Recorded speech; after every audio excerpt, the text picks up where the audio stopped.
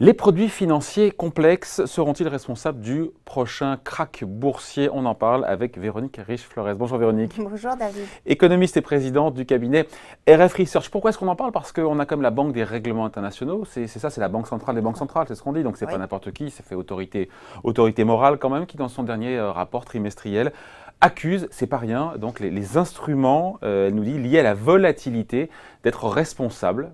Pour partie, on va voir qu'il faudra un petit peu le nuancer, mais pour partie, elle nous dit responsable du mini-krach du 5 février, vous en rappelez, sur le créneau américain. On avait un marché qui avait décalé de plus de 8% en séance.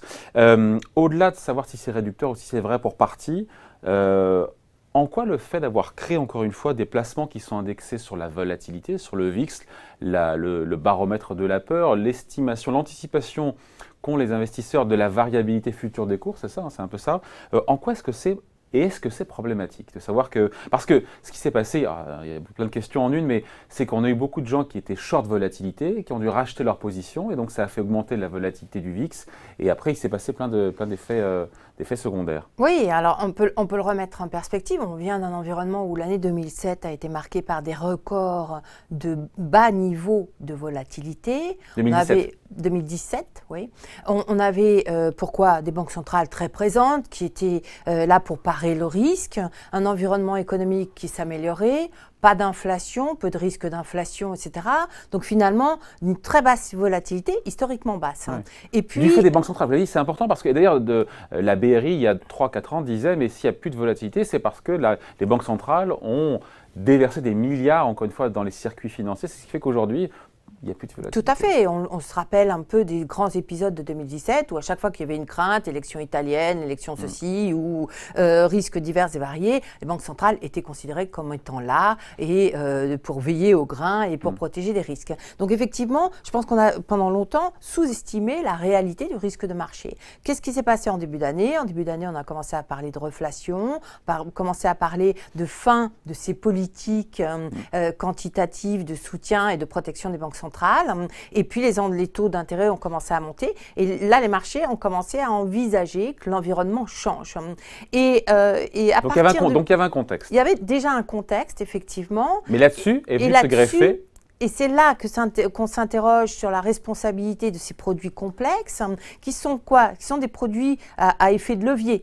Alors déjà, on peut s'interroger sur le fait de pouvoir vendre et acheter de la volatilité. C'est pas un actif, ou d'être arrivé au point où la volatilité apparaît comme un actif. Ce qui n'est pas tout à fait un actif, c'est normalement une mesure du risque, on l'appelle aussi indice de la peur. Un actif en finance, quelque chose qui génère des flux, enfin du cash flow, des revenus et qu'on actualise. Voilà, la volatilité, c'est juste, voilà, c'est…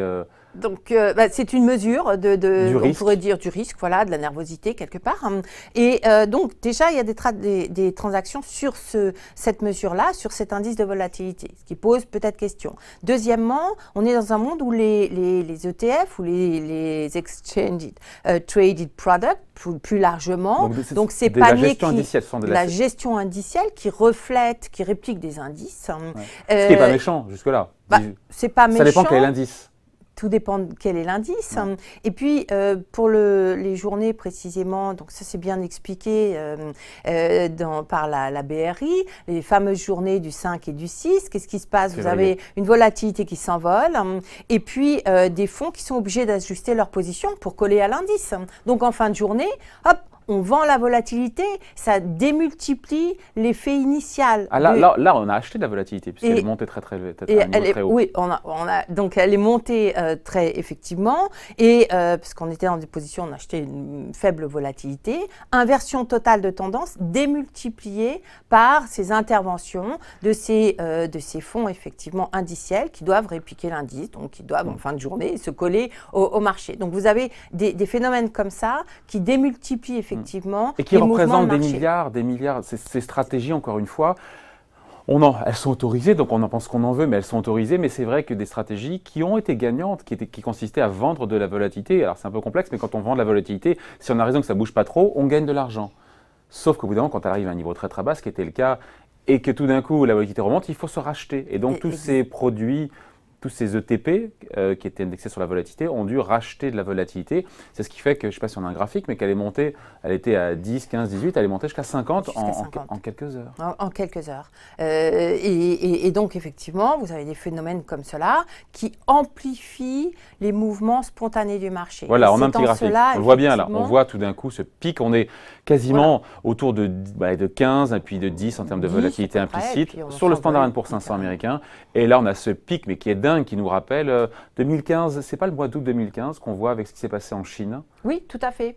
Tout à fait, c'est la panique du 24 août, je crois, quelques jours après la dévaluation du yuan chinois. Donc, c'est pour ça que j'ai repris cette période, pour donner un petit peu de perspective et montrer à quel point la volatilité était faible avant, en fin d'année dernière notamment, dans un environnement où quand vous parliez avec des analystes ou des spécialistes de marché, on vous disait finalement, oui, on a une volatilité très faible, mais on n'a pas de risque économique, il n'y a pas de cycle, il n'y a pas d'inflation, et puis les banques centrales. Donc, tout était là pour justifier que cette volatilité faible dure. Or, on sait, quand on a des extrêmes comme cela, ça dure jamais très longtemps. Là, ça a duré, quand on voit le graphique, au-delà des petits pics, on voit que ça a quand même duré longtemps. Ça a duré longtemps, effectivement, mais il y a toujours un moment où on remet fondamentalement en cause les tendances de fond. C'est ce qui s'est produit. Vous voyez qu'aujourd'hui, on a encore un niveau de volatilité qui est relativement élevé par rapport à d'où on vient.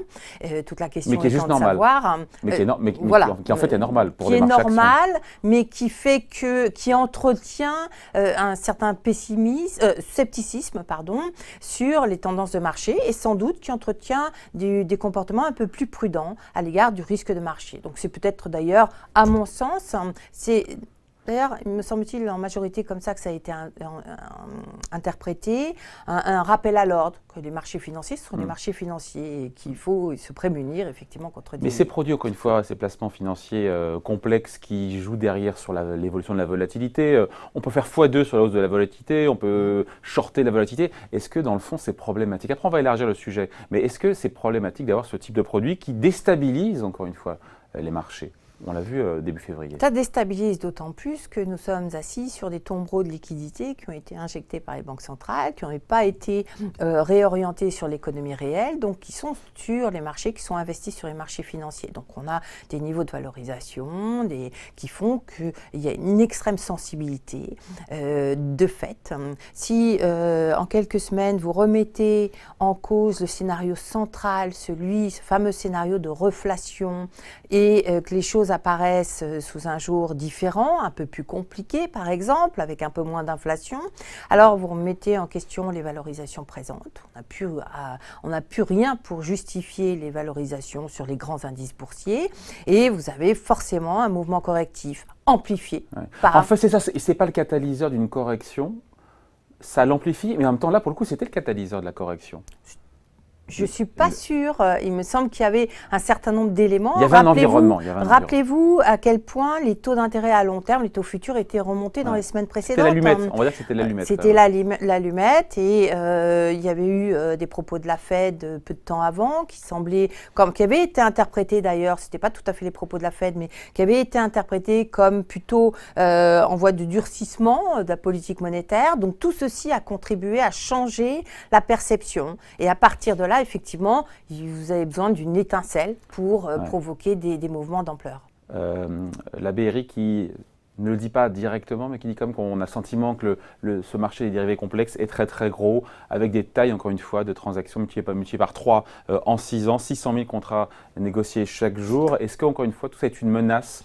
Et je pense, on parle du passé, mais on pense à l'avenir, le prochain krach boursier. Est-ce qu'au cœur, il y aura effectivement un environnement qui va changer, un changement de perception du risque, mais aussi des produits complexes, des produits dérivés, notamment sur la volatilité, qui sont trop gros et qui peuvent démultiplier les retournements? Il y a incontestablement, avec le développement ces dernières années fulgurant, des produits complexes, des ETF, etc., une grande incertitude ou une quasi-conviction que la prochaine crise boursière fera des dégâts et aura sera caractérisé effectivement par des mouvements extrêmes, parce qu'il y a des poches qu'on mesure très mal dans le développement des poches d'actifs, de produits, dont on mesure, dont il est très difficile à la fois de mesurer le risque, aller jusqu'au bout de savoir, voilà, in fine, ce que vous avez dans votre portefeuille et qui porte le risque. Ça rappelle les subprimes, même si les montants en jeu ne sont pas les mêmes. Mais bien évidemment. Et on a la quasi-certitude, effectivement, que la prochaine crise boursière aura des caractéristiques atypiques liées à l'importance croissante de ces produits-là. Maintenant, voilà, une fois qu'on a dit ça, on n'a pas dit grand-chose. Est-ce qu'on aura, quand sera la prochaine crise boursière? Est-ce qu'il y a tout un contexte qui sera absolument déterminant dans le degré de risque pris à ce moment-là? Mais ce qui est sûr, c'est que, est-ce qu'il faut s'habituer pour le coup à des mini-cracks comme ça, périodiques, parce que pour les raisons qu'on a données, la taille des capitaux, encore une fois, les flux de capitaux qui sont immenses, notamment dû à la liquidité qui a été mise dans les circuits financiers par les banques centrales, même si elles enlèvent un peu leur béquille monétaire, par le développement du trading haute fréquence, encore une fois, notamment aux États-Unis. Tout ça plaide pour le fait qu'on puisse s'habituer, parce qu'en même temps, le krach boursier, le mini-krach du février, aux États-Unis, il est déjà oublié. Oui, mais tous ces produits, enfin, il est oublié, non, pas totalement. Tous ces nouveaux produits sont pas nés le 5 février ou dans les semaines qui précédaient le 5 février. Ils sont là de manière structurelle, avec une croissance depuis le début de la décennie qui est fulgurante. Donc, je pense pas qu'on puisse attribuer un risque spécifique à l'existence de ces produits pour ce qui est du cycle de hausse des marchés. Ce ne sont pas l'existence de ces produits qui vont provoquer la crise.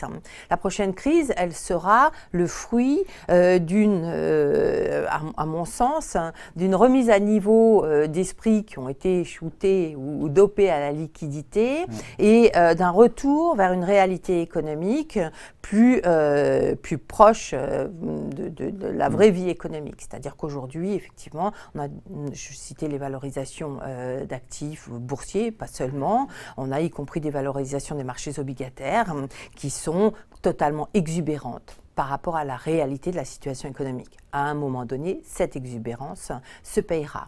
Le prix qu'on paiera à ce moment-là sera sans doute amplifié par effectivement le développement de ces produits-là.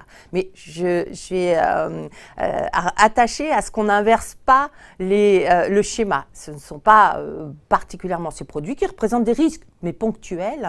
Ce n'est pas l'existence ou le développement de ces produits. Parce que vous écoutez, il y a comme des boîtes noires, ça et là, pour savoir qui porte le risque, etc. Incontestablement. Mais tant que vous avez une histoire à laquelle croient majoritairement les investisseurs, qui était celle de la reflation, d'une croissance qui va finir par générer spontanément un peu plus d'inflation supportable parce qu'on aura plus de revenus, etc.